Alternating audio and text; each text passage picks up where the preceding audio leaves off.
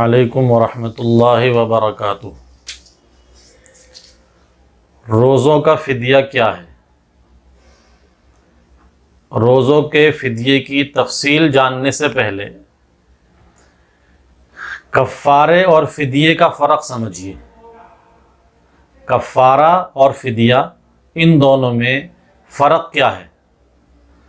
عام لوگ کفارے کی جگہ فدیہ اور فدیے کی جگہ کفارے کا لفظ بول دیتے ہیں، اس لیے ان دونوں کے فرق کو سمجھنا بھی ضروری ہے۔ کفارہ کیا ہوتا ہے؟ رمضان کا روزہ رکھنے کے بعد بلا کسی عذر کے جان بوجھ کر کھا پی لینے سے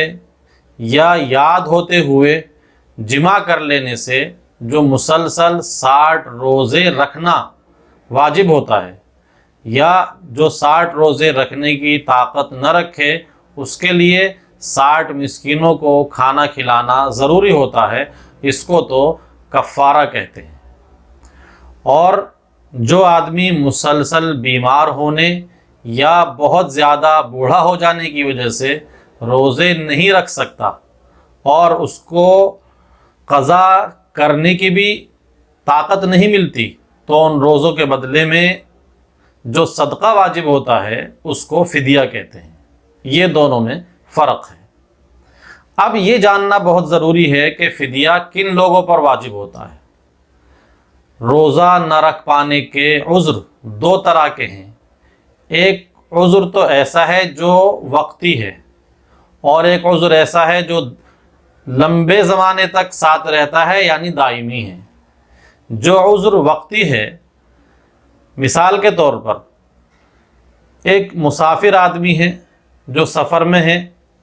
تو سفر میں روزہ نہ رکھنے کی رخصت ہے، یا کسی کو کوئی بیماری لاحق ہو گئی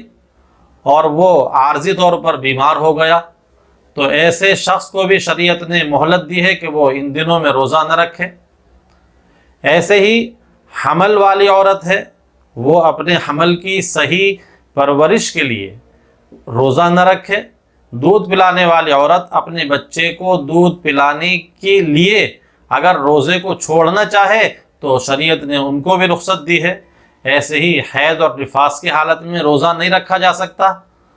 تو یہ وہ تمام عارضی چیزیں ہیں جن کی بنیاد پر روزہ نہیں رکھا جائے گا، لیکن جب ان کا یہ عذر ختم ہو جائے گا تو ان کو روزے کی قضا رکھنی چاہیے۔ لیکن اگر زندگی بھر یہ روزے کی قضا نہیں رکھ سکے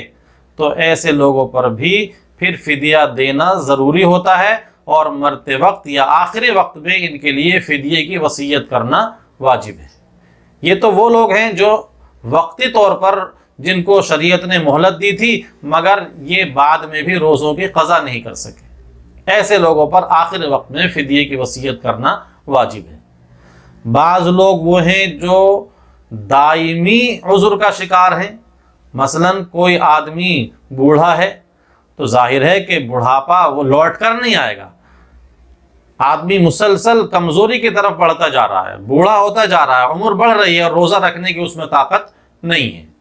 اسی طرح ایک آدمی وہ ہے جو مسلسل بیمار ہے، مثال کے طور پر آج کل کی رائج بیماریوں میں شوگر کی بیماری ہے کہ اس بندے کو وہ بیماری لگی اور پھر ختم ہی نہیں ہو رہی ہے، تو ایسے لوگوں کے لیے شریعت کا حکم یہ ہے کہ وہ اپنی زندگی میں روزوں کا فدیہ ادا کر دیں۔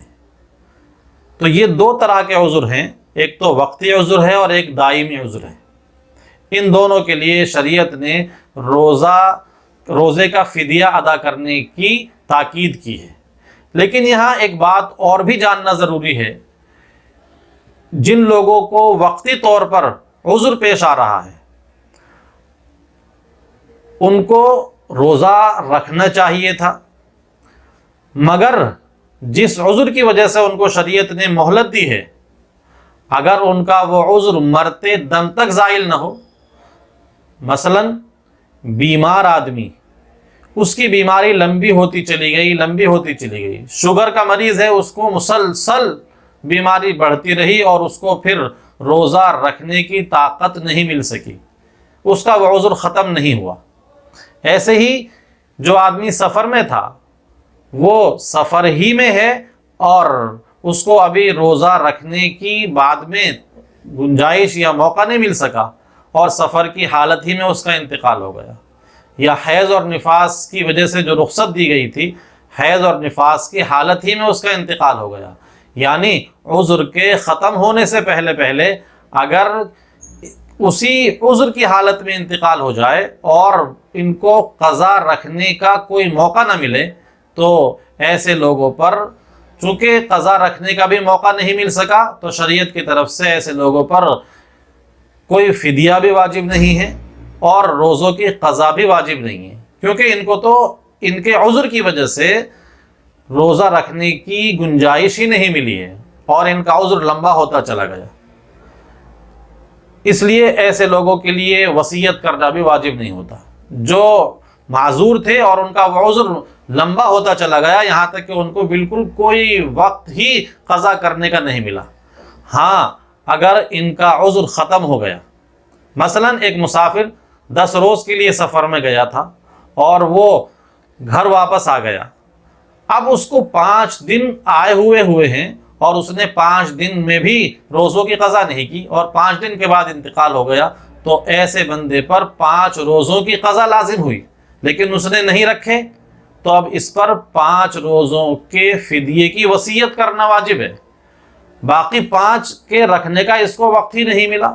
تو یہ مسئلہ بھی اپنے ذہن میں رکھیں کہ اگر کسی شخص کے رمضان کے روزے مرض یا سفر کی وجہ سے فوت ہو گئے ہوں اور مرض یا سفر کا عذر ابھی باقی تھا کہ وہ مر گیا، تو اس پر ان روزوں کی قضا واجب نہیں ہے، اور جب قضا واجب نہیں ہے تو فدیہ بھی واجب نہیں ہے، اور فدیہ واجب نہیں ہے تو پھر وارثین کے لیے اس کو فدیے کی وصیت کرنا بھی واجب نہیں ہے۔ دوسری چیز، فدیہ دینے کے بعد اگر طاقت لوٹ آئے اور کسی وجہ سے وہ پھر دوبارہ روزہ رکھنے کے لائق ہو جائے، شوگر کا مریض تھا یا اس کو کوئی عذر تھا، وہ اس کی بیماری اور وہ عذر ختم ہو گیا اور وہ اپنی اس نا امیدی کی حالت میں وہ روزوں کا فدیہ دے چکا ہے۔ ایک بوڑھا آدمی، اس کو پھر روزوں کی طاقت حاصل ہو گئی جبکہ وہ فدیہ ادا کر چکا ہے، تو یہ دیا ہوا فدیہ کافی ہو جائے گا یا روزوں کی پھر قضا رکھنی ہوگی؟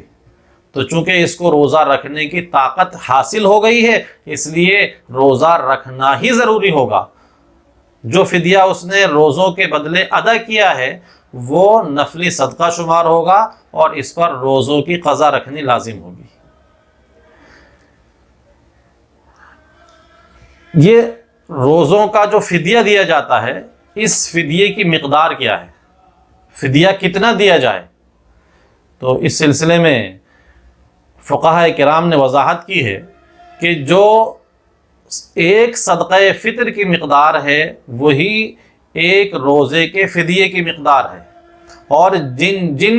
اجناس سے اور جن جن چیزوں سے صدقہ فطر ادا کیا جاتا ہے ان چیزوں کی مقدار میں آپ وہی اجناس روزے کے فدیے میں بھی دے سکتے ہیں۔ جیسے آپ صدقہ فطر ادا کرتے ہیں گیہوں سے یا گیہوں کے آٹے سے 1.25 کلو،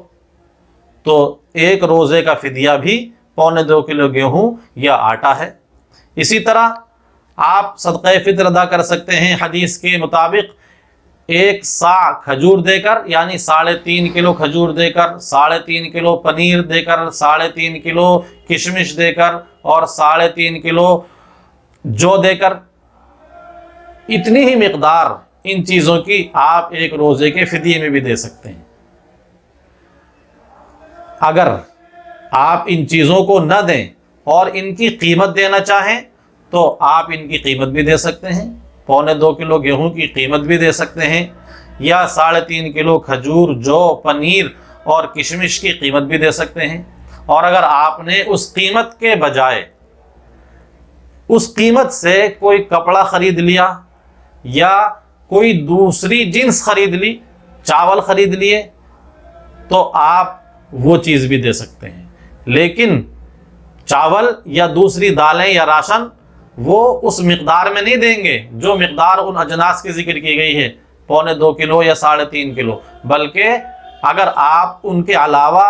کچھ دینا چاہتے ہیں تو ان کی قیمت سے خرید کر کے دیں گے۔ چاول کی مقدار اتنی نہیں ہوگی، بلکہ اس پیسے سے جتنے چاول خریدے جا سکتے ہیں، اس پیسے سے جتنا کپڑا خریدا جا سکتا ہو، اور اس پیسے سے جو ان کی غریبوں کی ضروریات خریدی جا سکتی ہوں، آپ ان کو خرید کر دے سکتے ہیں۔ یہ جو صدقہ فطر کے مقدار میں ہمیں روزوں کا فدیہ دینا ہے، اس کو کہاں کے حساب سے لگایا جائے؟ تو جس بھاؤ کی چیزیں آپ استعمال کرتے ہیں، آپ انہی چیزوں کے بھاؤ سامنے رکھتے ہوئے اپنے روزوں کا فدیہ ادا کر سکتے ہیں۔ یعنی اگر آپ درمیانی چیزیں استعمال کرتے ہیں تو آپ درمیانی چیزوں سے فدیہ دے دیں، اور اگر آپ اعلیٰ درجے کی چیزیں استعمال کرتے ہیں تو اعلیٰ درجے کی چیزیں فدیے میں دے دیں۔ اسی طرح اگر کسی بندے نے کئی سالوں کے روزوں کا فدیہ نہیں دیا اور وہ گزشتہ 4 سالوں کا فدیہ اب اس سال دینا چاہتا ہے، تو پھر وہ کس سال کے اور کس روزوں کی قیمت کا اعتبار کرے گا؟ تو جس سال وہ روزوں کا فدیہ ادا کر رہا ہے، اس سال ان چیزوں کے جو ریٹ ہیں اس ریٹ پر ادا کرے گا۔ اگر وہ مقدار میں دینا چاہتا ہے تو 1.25 کلو آٹا یا گیہوں دے دے، یا 3.5 کلو کھجور یا پنیر وغیرہ دے دے۔ لیکن اگر وہ پیسے دینا چاہتا ہے تو جو آج کی قیمت ہے، یعنی ادائیگی کے دن جو ریٹ چل رہا ہے، وہ دینا ضروری ہوگا، اسی اعتبار سے حساب لگایا جائے گا۔ ایک مسئلہ اور زیادہ اہم ہے جو ادائیگی سے تعلق رکھتا ہے، رمضان شروع ہونے سے پہلے روزوں کا فدیہ دینا کیسا ہے؟ مثلا ابھی رمضان شروع ہونے میں 2-3 دن باقی ہیں، اور ایک بوڑھا آدمی ہے یا کوئی بیمار آدمی ہے جو یہ سمجھتا ہے کہ میں روزے نہیں رکھ پاؤں گا، تو کیا وہ روزوں کا فدیہ رمضان شروع ہونے سے پہلے دے سکتا ہے؟ رمضان شروع ہونے سے پہلے روزوں کا فدیہ دینا جائز نہیں ہے۔ رمضان جب شروع ہو جائے تو آپ چاہے پورے مہینے کا فدیہ ایک بار ادا کر دیں، یا رمضان کے آخر میں ادا کر دیں، یا رمضان گزر جانے کے بعد پھر پورے روزوں کا فدیہ ادا کر دیں، لیکن رمضان کا شروع ہونا روزوں کے فدیے کو دینے کے لیے ضروری ہے۔ روزوں کا فدیہ رمضان شروع ہونے سے پہلے نہیں دیا جا سکتا۔ اس سلسلے میں یہ بات بھی بہت اہم ہے کہ ہم روزوں کا فدیہ کن لوگوں کو دیتے ہیں؟ تو جن لوگوں کو ہم اپنی زکوٰۃ اور اپنے واجب صدقات کی رقم دیتے ہیں، ہم ان کو اپنے اس روزے کے فدیے کی یہ اجناس بھی دے سکتے ہیں۔ یعنی جو صاحب نصاب نہ ہو، مسلمان ہو، غریب ہو، ضرورت مند ہو، آپ ان پر اپنے روزوں کا فدیہ خرچ کر سکتے ہیں، چاہے آپ ان کو پیسوں کی شکل میں دیں یا ان کو اجناس کی شکل میں دیں۔ اس میں بھی بہتر یہ ہے کہ آپ دیندار اور جن کو ضرورت بھی ہے اور وہ دیندار بھی ہیں، نیک ہیں، ایسے لوگوں کو فدیہ دینا زیادہ بہتر ہے کہ آپ ان کی غربت کو بھی دور کر رہے ہیں اور ان کا تعاون کر رہے ہیں، اور وہ نیک راستے پر چلیں گے، نیکیاں کریں گے، تو وہ آپ کو ان کی نیکیوں کا کچھ نہ کچھ حصہ اور اجر ضرور ملے گا۔ غریب آدمیوں کو 2 وقت کا کھانا پکا کر بھی دیا جا سکتا ہے ایک روزے کا فدیہ۔ اگر آپ پکا کر کے دینا چاہتے ہیں تو ایک غریب کو 1 دن کے روزے کا فدیہ 2 وقت کا کھانا کھلانا اور پکا کر کے دینا ہے۔ اسی طرح روزوں کا فدیہ بوڑھے آدمی اور بوڑھی عورت کو بھی دے سکتے ہیں، اور اگر بچوں کو آپ کھانے کی شکل میں دینا چاہتے ہیں تو پھر نابالغ بچوں کو فدیے کا کھانا پکا کر کے نہیں دیا جا سکتا۔ اسی طرح روزے کا فدیہ اپنی اولاد کو نہیں دیا جا سکتا، اور روزوں کا فدیہ اپنے ماں باپ کو نہیں دیا جا سکتا۔ روزوں کا فدیہ شوہر اپنی بیوی کو نہیں دے سکتا، بیوی اپنے شوہر کو نہیں دے سکتی۔ روزوں کا فدیہ غیر مسلم کو نہیں دینا چاہیے۔ زیادہ احتیاط کی بات اور مفتہ بھی قول یہی ہے کہ غیر مسلم کو نہیں دینا چاہیے۔ ایسا بھی کبھی کبھی ہوتا ہے کہ کسی پر روزوں کا فدیہ تو واجب ہے، مگر وہ بہت زیادہ غریب ہے، روزوں کا فدیہ ادا کرنے کی اس کو استطاعت نہیں ہے، تو اب اس کے لیے شریعت کا کیا حکم ہے؟ تو اللہ کی طرف سے چونکہ وہ بیچارہ پہلے ہی سے معذور ہے اور غریب ہے، اس کے پاس فدیہ دینے کے لیے کوئی استطاعت اور گنجائش نہیں ہے، تو فقہا نے لکھا ہے کہ وہ اللہ تبارک و تعالی سے بہت بہت زیادہ گریہ وزاری کے ساتھ میں توبہ اور استغفار کرے، اور ساتھ ساتھ ہی یہ نیت بھی رکھے کہ جب اللہ تبارک و تعالی مجھے مالی استطاعت اور گنجائش عطا فرما دیں گے تو میں روزوں کا فدیہ ضرور ادا کروں گا۔ یہ وہ چیزیں ہیں جن کا خاص طور پر ہمیں اور آپ کو دھیان رکھنا ضروری ہے۔ اپنے روزوں کو ادا کرنے کی کوشش کرنی چاہیے۔ دعا ہے کہ اللہ تعالیٰ سب کو صحیح وقت پر روزے رکھنے کی توفیق عطا فرمائے، صحت کے ساتھ میں سب کو روزوں کی ادائیگی کے لیے توفیق عطا فرمائے، اور جن لوگوں سے روزے نہیں رکھے جا سکے اللہ تعالیٰ ان کو روزہ رکھنے کی صحت عطا فرمائے، ورنہ بمجبوری جب روزوں کا فدیہ واجب ہو گیا تو پھر روزوں کے فدیے کی ادائیگی کی سہولت اور توفیق عطا فرمائے۔ السلام علیکم ورحمۃ اللہ وبرکاتہ۔ Please like, share and subscribe to Mufti Zakawat Hussain official YouTube channel.